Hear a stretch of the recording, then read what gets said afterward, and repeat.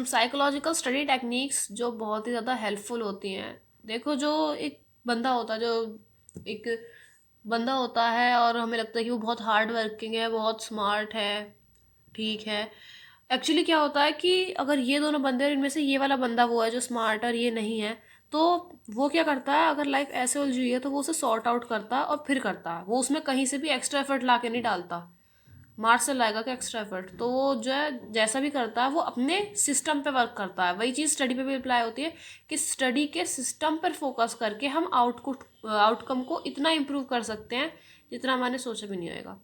तो ये कुछ स्टडी टेक्निक्स हैं जो साइकोलॉजिकल हैं, स्टडीज़ और रिसर्च पे बेस्ड हैं, और मैंने भी इनके बारे में पढ़ा फिर अप्लाई किया, तो मेरे एक्सपीरियंस पे भी बेस्ड है। तो ये बहुत ही हेल्पफुल टेक्निक्स हैं। पहले अगर हम थोड़ी प्रिव्यू सी बात करें तो ये चीज़ है कि स्लीप, इंसान की स्लीप बहुत इंपॉर्टेंट होती है और बहुत इग्नोर्ड होती है। मतलब स्लीप जो है वो हमें 7-8 घंटे के लिए नहीं ज़रूरी नहीं होती। 5.5 से 6.5 घंटा इज़ लाइक वेरी गुड। तो 5.5 घंटा मिनिमम रखा करो अपनी स्लीप लेना बहुत ज़रूरी है, कि यही वो टाइम है जब हमारा ब्रेन, हमारी बॉडी रिजुविनेट हो रही होती है, सेल्स जो होते हैं वो वर्क कर रहे होते हैं। तो स्लीप बहुत इंपॉर्टेंट है अगर आप स्टडी में इफेक्टिवनेस लाना चाहते हो। एनवायरनमेंट बहुत ज़रूरी होता है। मतलब कहते हैं ना, जैसा देश वैसा भेष, और संगति वाली बात भी कहते हैं। तो एनवायरनमेंट का देखो क्या सीन होता है इस केस में। एक एग्जांपल लेके बताती हूँ। सपोज आप अपने काउच पे या सोफा पे बैठे हो और आप वहाँ बैठ के, रोज़ आपका है कि आप वहाँ बैठ के अपना फ़ोन वोन चलाते हो। पता क्या होता है, थोड़े टाइम बाद वो एनवायरनमेंट उस पर्टिकुलर हॉबी या हैबिट से एसोसिएट हो जाती है, जो वो एनवायरनमेंट है। फिर क्या होगा कि जब आप उस सोफे पे जाओगे ना, ऑटोमेटिकली उसके साथ वो आपकी फ़ोन चलाने वाली हैबिट एसोसिएट हो चुकी होती है, वो एनवायरनमेंट उस चीज़ से बन चुका होता है। वैसा ही केस यहाँ पे होता है कि आप जब स्टडी के लिए बैठते हो तो आपको एक एनवायरनमेंट क्रिएट करना चाहिए अपने आसपास। वो जो एनवायरनमेंट है उसमें कि आपने अपनी बुक्स खोल के रख रखी हैं, ठीक है, नोट्स वोट्स चिपकाए हुए हैं बढ़िया, और आपको एक पर्टिकुलर बैठने की जगह कि यहाँ बैठकर मैं पढ़ाई करता हूँ या करती हूँ, तो वो चीज़ बहुत हेल्प करती है एनवायरनमेंट जो होती है। दूसरी चीज़, जब भी आप पढ़ने बैठते हो, जैसे आप सुबह को पढ़ते हो या फिर आप रात को पढ़ते हो, तो एनवायरनमेंट सेट करने के लिए अपनी बुक्स या फिर अपनी जो भी नोटबुक्स हैं, जो भी चीज़ें आपका स्टडी मटेरियल है, उसे आप सेट कर लिया करो पहले ही। इसके लिए एक एग्जांपल बताती हूँ। सपोज अगर मैं फ्रूट्स का एग्जांपल लूँ, तो एक साइकोलॉजिस्ट थे, तो उन्होंने फ्रूट्स का एग्जांपल लेके बताया कि अगर वो फ्रूट्स लाए और उन्होंने वो फ्रिज में रख दिए, तो उन्होंने रियलाइज़ किया कि मैं ना फ्रूट्स लेना ही भूल जा रहा था, और वो फिर थोड़े दिन बाद सड़ जाते थे या फिर ऐसा कुछ हो जाता था। तो उन्होंने कहा कि फिर मैंने क्या किया, मैंने चेंज किया, मैंने वो फ्रूट्स फ्रिज से निकाल के ऐसी ऐसी जगह पर रख दिए कि सेंटर में रख दिए, मेरी नज़र उन पर जाए और वो मैं खा जाता था, और बढ़िया एकदम। वही चीज़ होती है एनवायरनमेंट की भी, कि सपोज़ कि आपने तय किया कि आप सुबह उठ के पढ़ोगे, और आप सुबह उठे भी, फिर पता है आपको थोड़ा सा टाइम उसी चीज़ में लग जाता है कि बुक निकालनी है, करना, तो आप पहले से अपने लिए रेडी रखा करो बिल्कुल, कि ये सब्जेक्ट मुझे पढ़ना है, इसी सीक्वेंस में पढ़ना है, और ये मैंने रख दिया है। सुबह उठो, बुक निकालो, अपने पढ़ने शुरू करो। ये चीज़ें होती हैं। इसके बाद होती है कि आपको जिन चीज़ों का और ध्यान रखना होता है, उनमें आती है आपकी चीज़ें, जैसे कि बैकग्राउंड। बैकग्राउंड में डिस्ट्रैक्शंस नहीं होनी चाहिए, ठीक है। कामिंग सा म्यूजिक सुन लो। सुबह उठ के पढ़ते हो तो वो सही है, क्योंकि मैंने दोनों मेथड ट्राई कर रखे हैं, जो जैसे कहते हैं ना, लेट नाइट वाला और अर्ली मॉर्निंग वाला। तो मुझे अर्ली मॉर्निंग में ज़्यादा फ़ायदा लगता है, क्योंकि मैंने दोनों एक्सपीरियंस कर रखे हैं। तो जब भी आप पढ़ने बैठो तो उससे पहले 5-10 मिनट, 5-7-10 मिनट ऐसे आप क्या करो, कामिंग म्यूजिक सुन लिया करो। 548 हर्ट्ज पे सुनते हैं, मतलब थोड़ी धीमी सी वॉल्यूम में, ठीक है। और म्यूज़िक सुन लिया करो, और खाना वाना अच्छा अच्छा खाओ, उस चीज़ से भी बहुत फ़र्क पड़ता है। ये वो चीज़ होती हैं जो ऑफन इग्नोर्ड होती हैं, और इनसे इतना फ़र्क लगता है, इन्हीं की वजह से पीछे और आगे का सिस्टम बन जाता है। पहली जो टेक्निक है वो है PQ4R टेक्निक। 4R मतलब 4 बार आर है। ये जो टेक्निक है काफ़ी बढ़िया टेक्निक है। पहला चीज़ है P stands for preview. Preview का मतलब होता है कि आप डायरेक्टली वो जो इन्फॉर्मेशन है, वो भी आप बुक है उसमें डायरेक्टली पढ़ने की जगह आप क्या करो, पहले उस चीज़ का आइडिया लो। जो भी आप टॉपिक शुरू करने वाले हो, जो भी आपका मैटर है, सब्जेक्ट मैटर, उसका एक आइडिया ले लो। ऐसे क्या करोगे, स्किमिंग करोगे। स्किमिंग में क्या होता है कि आप कोई चैप्टर है उसकी हेडिंग्स देख लो, सब हेडिंग्स देख लो, उसमें कोई हाईलाइटेड टेक्स्ट है उसे देख लो, पिक्चर्स हैं, पिक्चर्स के नीचे कुछ लिख रहा है, कुछ इटैलिक्स में लिख रहा है, ये सारी चीज़ें देख लो। इसे बोलते हैं प्रीव्यू ले लो, स्किमिंग कर लो, प्रीव्यू ले लो। ये बहुत ज़रूरी स्टेप होता है। तो अपनी स्टडी को ऐसे करो कि जब पढ़ाओ कोई चीज़ तो पहले उसका प्रीव्यू लिया करो। फिर है Q फॉर क्वेश्चन। क्वेश्चन मतलब कि जब आप पढ़ लेते हो तो ऑब्वियसली कि कुछ आपके दिमाग में क्वेश्चंस अराइज होते हैं उस चीज़ को लेके। अच्छा तो ये चीज़ है, तो ये क्या होगी या क्यों होगी, कैसे होगी, ये क्वेश्चन होते हैं। तो रिलेटेड टू टॉपिक ही होते हैं क्वेश्चन, तो वही होते हैं, इनको आपको अपने दिमाग में रखना है। सेकंड हो गया। Third is read. रीड का मतलब होता है कि अब उस चीज़ को रीड करना शुरू करो, एक बारी में एक सेक्शन को रीड करना शुरू करो, एक बारी में एक सेक्शन को रीड करना शुरू करो, और ऐसे सेक्शन वाइज उसको रीड करते चले जाओ। उसके बाद है reflect. Fourth R stands for reflect. Reflect का मतलब ये है कि जो आपने क्वेश्चंस बनाए थे, क्या रीड करने के बाद आपको उनके आंसर्स मिले, कि जो मैं देख रहा था कि इस टॉपिक से क्या रिलेशन होगा, इसका आंसर क्या होगा, वो चीज़ देखो और अपने सारे क्वेश्चन के आंसर्स जो है दो।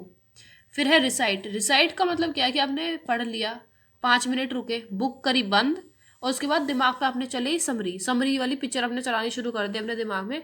आप उस चीज़ को समराइज कर रहे हो, ये था, ये था, उसके बाद ये था, ऐसे ऐसे था। उसके बाद जब आप देख लो तो आपको मतलब ऐसा होता है कि साइकोलॉजिकली 1 घंटे बाद आप 50% चीज़ भूल जाते हो जो आप पढ़ते हो, और एक दिन बाद 90% भूल जाते हो। तो आप जब रिकॉल करोगे तो कुछ चीज़ें होंगी जो आपके दिमाग से मिस आउट होंगी, ठीक है। उनको क्या करो, उनको लास्ट आवर में कवर कर लो, रिव्यू रिव्यू कर लो उन चीज़ों को। मतलब जो चीज़ आपके दिमाग से निकल गई, जो आप आंसर नहीं कर पाए, कुछ ऐसा क्वेश्चन आया आपके दिमाग में कि ये क्या था, फिर आप इसका आंसर नहीं कर पाए, तो उस चीज़ को फिर क्या करो, बुक खोलो, रिव्यू कर लो। तो ये है आपका PQ4R मेथड। पहले रिव्यू करो, क्वेश्चन करो, फिर रीड करो, रीड करने के बाद उन क्वेश्चन के आंसर्स देखो, रिफ्लेक्ट करो यानी, उसके बाद देखो कि आप समरी वमरी बना पा रहे हो अपने दिमाग से या नहीं, फिर उसके बाद जो पॉइंट्स मिस आउट हो जाए उन्हें रिव्यू करो। ये होती है पहली। दूसरी होती है एक्टिव रिकॉल। एक्टिव रिकॉल का मतलब क्या होता है, जैसे बॉडी को हम एक्सरसाइज कराते हैं ताकि वो बढ़िया हो जाए, मस्त फंक्शनिंग हो जाए, वैसे ही होता है ब्रेन का, कि अगर ब्रेन को हम बढ़िया बनाना चाहते हैं, मैं एक सेल्फ इम्प्रूवमेंट करके एक प्लेलिस्ट बनाऊंगी जिसमें मैं एक एक चीज़ कवर करने की कोशिश करूंगी जो हमें बिट बिट टुकड़ों टुकड़ों करके इम्प्रूव करने की कोशिश करता है। तो फिलहाल बताती हूँ कि ब्रेन जो होता है उसको भी हम एक्सरसाइज करवाते हैं, उसे करवाते हैं हम रिकॉल से। जैसे भी मैंने बताया कि जो हमने पढ़ा उसको आँख बंद करके रिकॉल करो, ये चीज़ होती है।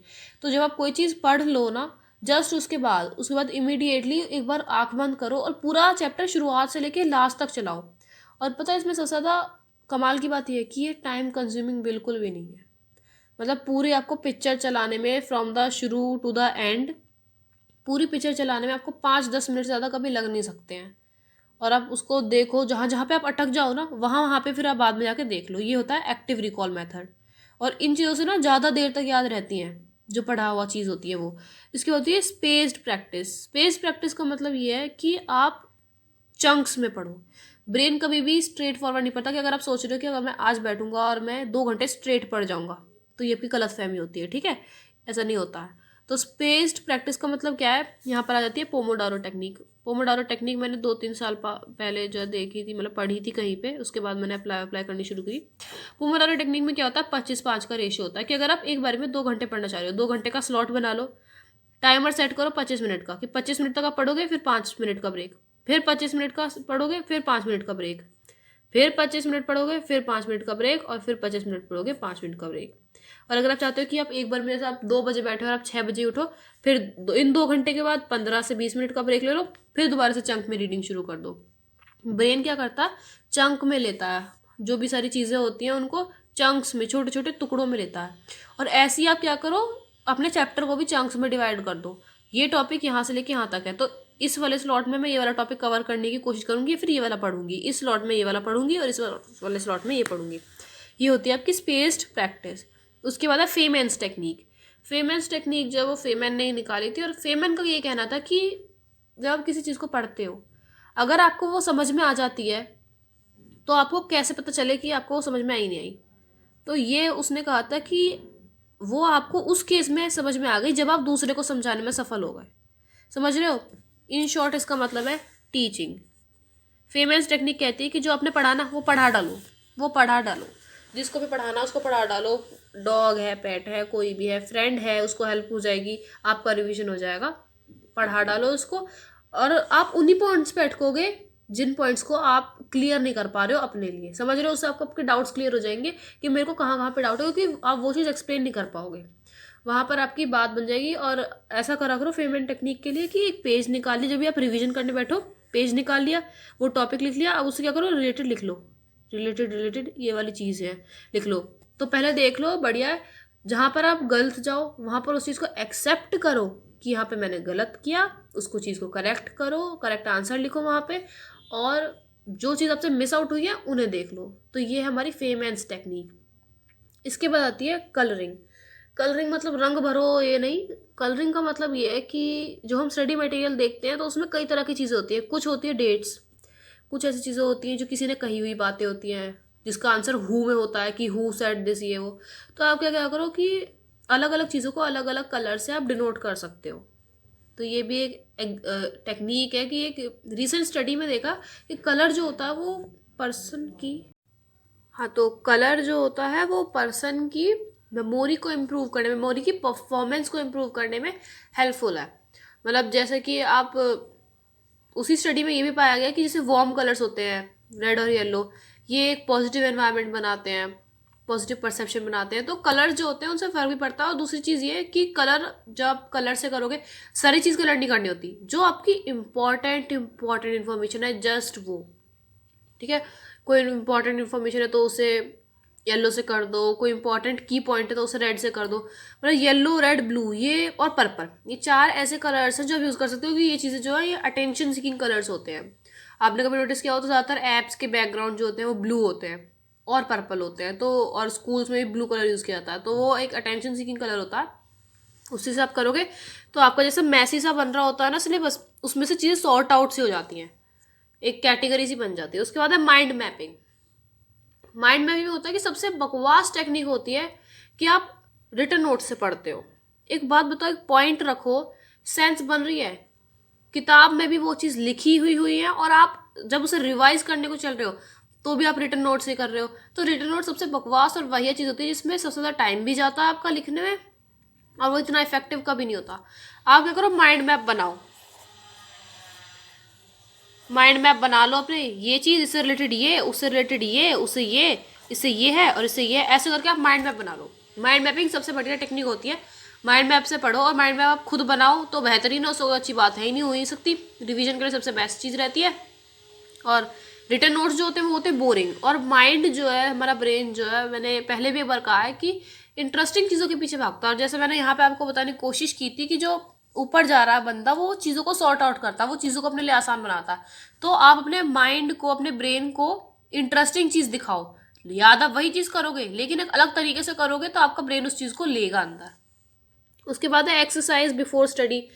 देखो कई सारी स्टडीज ऐसी होती हैं जिनमें ये पाया गया है कि एक्सरसाइज करने से ना केवल आपकी जो वो है फटीग है, हारी बीमारी सी, थकावट सी है, वो चली जाती है, बल्कि एनर्जी लेवल्स इंक्रीज हो जाते हैं।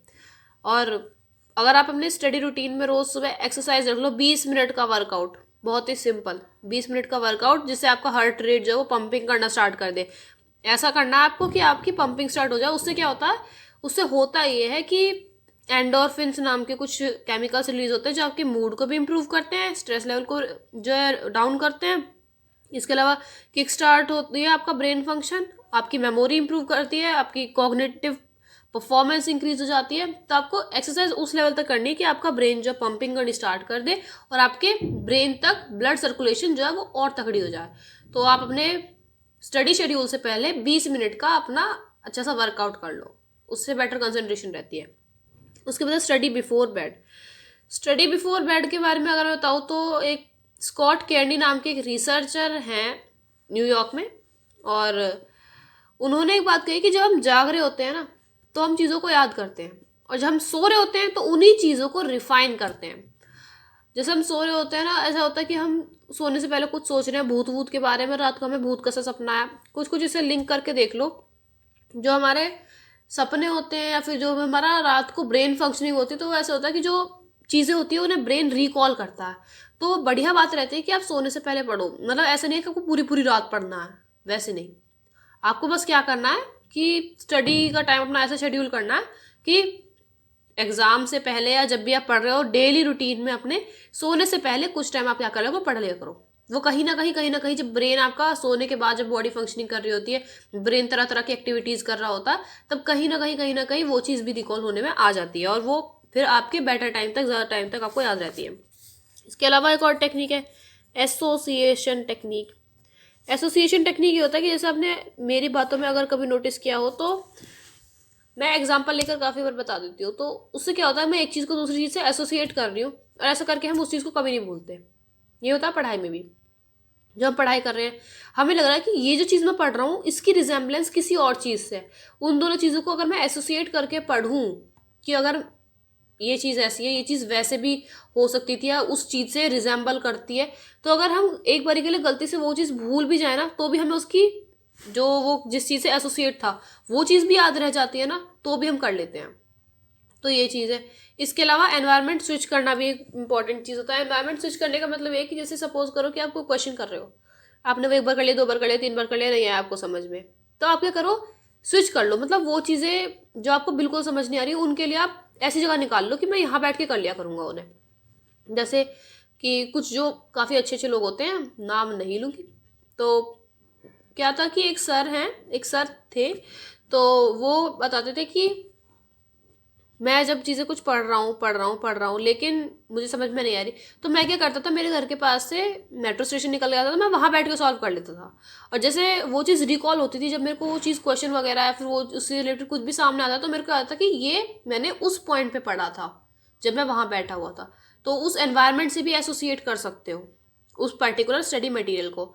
ये कुछ स्टडी टेक्निक्स हैं जो इफ़ेक्टिव रहती हैं। बहुत ही छोटी छोटी चीज़ें हैं जो हमें लगती है कि इंपॉर्टेंस नहीं रखती, बट ये इतनी इंपॉर्टेंट होती है कि इनसे हम बहुत बेहतरीन आउटकम निकाल सकते हैं। तो आई होप कुछ हेल्प हो, और कीप परफॉर्मिंग वेल, प्रोग्रेस।